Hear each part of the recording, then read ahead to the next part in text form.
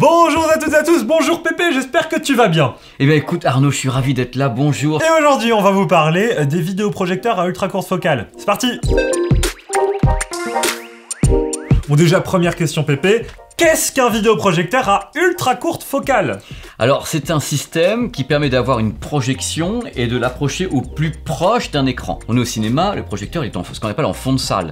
Au fond de la pièce. En fond de salle. Et quand on a justement des vidéoprojecteurs qui sont des projecteurs à ultra courte focale, on a réglé un problème technique qui est tout con, c'est qu'on peut maintenant le rapprocher de l'écran sans qu'il y ait de déformation optique. Parce que c'est ça, c'est qu'il faut faire un espèce de trapèze avec la... Et pas qu'un petit, hein.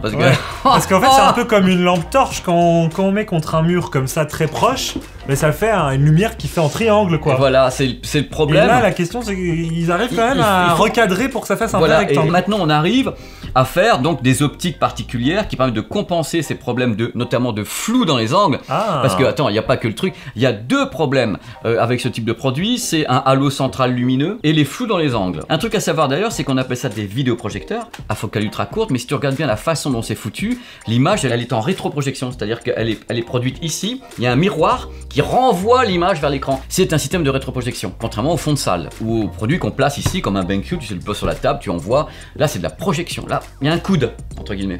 Alors je vais te poser une question que tu vas me dire je suis débile, mais je sais... il n'y a aucune question débile mon petit Arnaud d'amour. Quelle est la différence entre un vidéoprojecteur ultra courte focale et une laser TV? Alors, les projecteurs ultra courte focale peuvent utiliser n'importe quel type d'illumination. Il faut qu'il y ait une lumière. Ils peuvent être LED, LED plus lampe, lampe ou laser. Et laser, un faisceau, 3 faisceaux. Du moment qu'à l'intérieur on place un laser, certaines marques, iSense, ont appelé ça laser TV. L'appellation non reprise par tous les autres. Donc en fait, dans tous les cas, une laser TV, c'est un vidéoprojecteur ultra courte focale. Oui. C'est ça qu'il faut retenir. Oui. C'est juste que c'est une appellation marketing de la part d'iSense. Pour les modèles qui incluent un laser. Pépé, comment fonctionne un vidéoprojecteur ultra courte focale? Comme les autres, mais sauf que la partie optique est différente. À la base, le problème c'est que c'est une prouesse technique. Il faut savoir qu'il faut que les gens comprennent bien que ce type de modèle qui fait rêver, parce que les gens quelquefois n'ont pas envie, je vais être vulgaire, de se faire avec un modèle fond de salle, une potence, même le mettre tous les soirs sur une table avec 3 sparadraps pour dire à quel moment il faut le placer par rapport à l'écran, ça ennuie les gens. Tandis que là, on peut dire qu'on place le produit sur un meuble, on peut même l'encastrer dans un meuble. Donc l'idée, c'est ce qu'on peut pas faire en intégration avec d'autres produits, on peut le faire là, mais encore une fois, les problèmes, c'est vraiment le problème à l'installation. Une fois que c'est installé, ça bouge pas. En général, il peut y avoir une petite déformation, enfin une petite chauffe optique qui fait que ça va bouger un peu sur le flou, mais c'est très rare. Une fois qu'il est calibré, qu'il est géré, soit en automatique, soit manuellement, en effet, on prend la souris, on tire, on a des mires suivant les fabricants, c'est genre des mires carrées, hein. En général c'est un grillage si je puis dire. Et tu règles comme ça, tu la règles en automatique ou tu avais un grillage toi? Il y a un grillage. D'accord, enfin une grille. Oui, une grille. D'accord. Pépé, que choisir entre un vidéoprojecteur ultra courte focale et un vidéoprojecteur normal? Parce que c'est la grande question. Vous êtes chez vous, vous vous dites, bon allez, j'arrête avec la télévision, je veux mettre un vidéoprojecteur pour me faire un home cinéma. Qu'est-ce qu'il faut choisir? Quel est l'avantage de l'un et quels sont les inconvénients de l'autre? Sachez qu'il s'agit quand même d'une projection. On n'est donc pas sur un téléviseur. Voilà, c'est ça. Il faut que les gens se mettent donc il y aura un effet similaire que ce soit fond de salle ou courte focale. Mais ça, c'est que le marketing dit beaucoup que ça peut remplacer une télévision et qu'on peut regarder la vidéoprojection de jour vu que c'est... Non, faut pas que les gens confondent entre voir une image et avoir une image de qualité. Ouais, oui. C'est-à-dire que les gens vont dire, ils vont mettre en effet leur petit projecteur comme ça devant en short throw et ils vont dire, ah bah je mets le LED à côté, ah bah le LED il est vachement mieux, regarde le contraste, mais oui, c'est pas, le LED il projette rien du tout, c'est l'écran fabrique l'image, là on a une projection. Donc on garde toujours l'idée d'une projection, alors que ce soit fond de salle ou bien ce type de produit, c'est vrai que fond de salle, moi je conseille pas. Ouais. Parce que les écrans qui sont des écrans fond de salle sont pas des écrans qui sont des écrans faits pour une projection semi-pénombre. Parce qu'il y a un truc qu'il faut savoir, c'est que quand on projette en dessous, comme ça, sous un mur, si vous projetez sur le mur, qu'est-ce que vous allez voir? Toutes les ombres de la merde de ton mur. Tu mets une lampe torche sous un mur avec des aspérités, tu vas voir toutes les ombres. Ouais, ça fait peur. Et bien c'est pour ça qu'il faut acheter, avec ce type de produit, un écran UST, qui lui est censé prendre la lumière d'en dessous, il bousille les lumières incidentes, et comme ça il peut avoir la meilleure luminosité. Alors les gens pourraient me dire, qui nous regardent, oui alors mais Pépé, on peut très bien projeter 100. Oui. On peut toujours projeter si sans. on a un mur parfait... On peut essayer de projeter sans, mais le mur parfait, il va pas te piéger la lumière incidente. Moi, j'estime que ces produits, et je vais être clair là-dessus, sont conçus pour fonctionner avec un écran UST. Donc si vous en avez pas, achetez-en Il n'y a un. pas de secret dans la life. Un mur blanc n'a pas les performances d'un écran UST, ni d'un écran qui a beaucoup de couches. Ça n'a pas les mêmes performances. Après, c'est cher, les loulous. C'est super cher. Donc quand on se lance dans le projecteur ultra courte focale, il faut savoir que, à mon avis, Faut mettre le prix. oui, et mettre un écran surtout, parce que la lumière vient d'en bas, c'est le bordel. C'est compliqué pour d'avoir une image correcte quand la lumière attaque sous ton mur.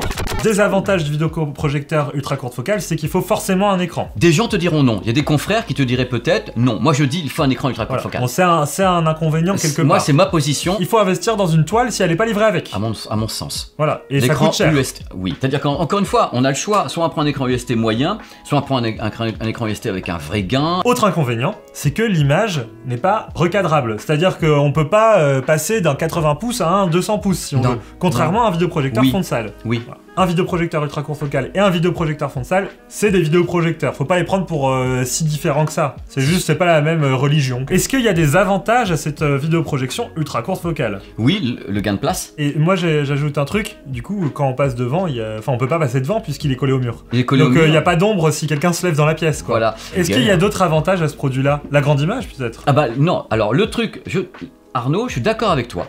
Je suis d'accord et pas d'accord, parce que l'avantage des projecteurs fond de salle, c'est que tu n'as pas de limitation de taille. Là, tu es calibré avec une optique sur laquelle tu n'as pas de zoom et qui va devenir flou. Attends, le mec il dit ah putain moi je vais 6 mètres chez moi, il va prendre ça. Laser TV, le reculer, et puis c'est bizarre, c'est flou. Bah oui, il était créé pour 80 ou 100 pouces. Bah oui, donc forcément. Donc c'est pour ça qu'ils vendent les écrans avec. Si tu dépasses ça, tu prends le risque d'une déformation de géométrie, déformation également de flou, et une sorte d'halo central lumineux qui peut apparaître parce qu'il n'a pas été fait pour ça. Donc je récapitule. Avantage premier. Donc déjà pour moi, c'est la compacité, le fait qu'il n'y ait pas une installation à faire Ouais. au fond de la pièce, Pas de potence, et que pas de ça se potence. passe sur un meuble TV au final, donc c'est un truc qu'on peut déjà avoir chez soi. Ouais.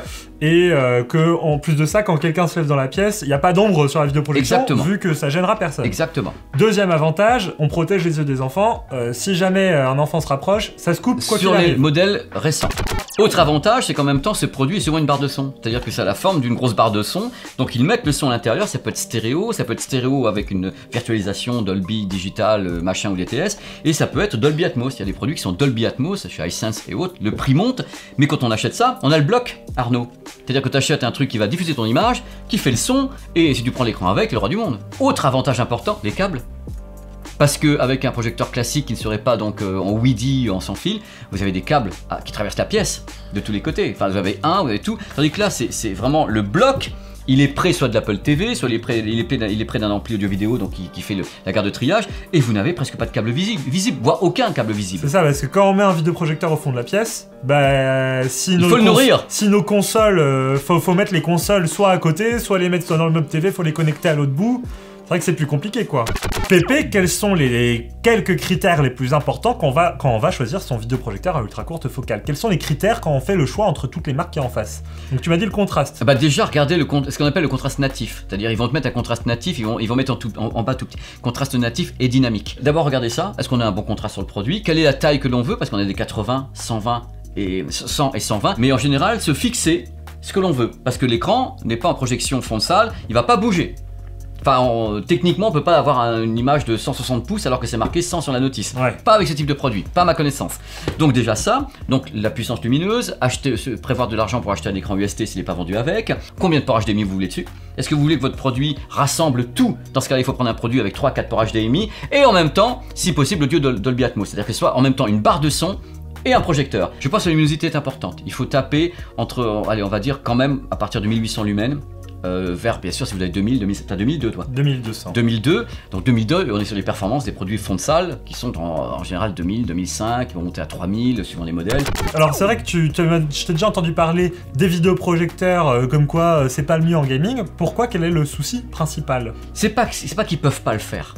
C'est oui, si je branche une PS5, j'aurais bien une image. Oui, bien sûr, mais c'est que les fabricants n'ont pas forcément poussé là-dessus.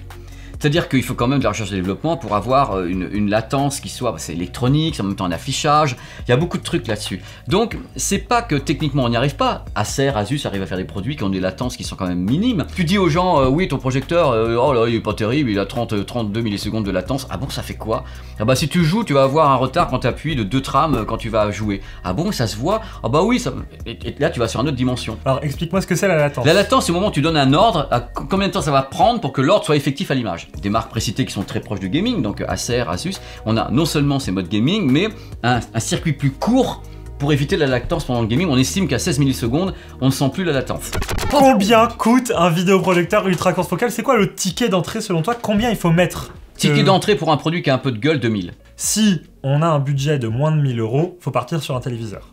Ou un projecteur fond de salle. Là, c'est les gens qui doivent savoir par rapport à leur intérieur déjà. Est-ce qu'ils s'imaginent avoir un produit en potence, c'est-à-dire pendu au plafond ou dans un coin, ou est-ce qu'ils préfèrent que le produit soit collé à un mur, donc un écran?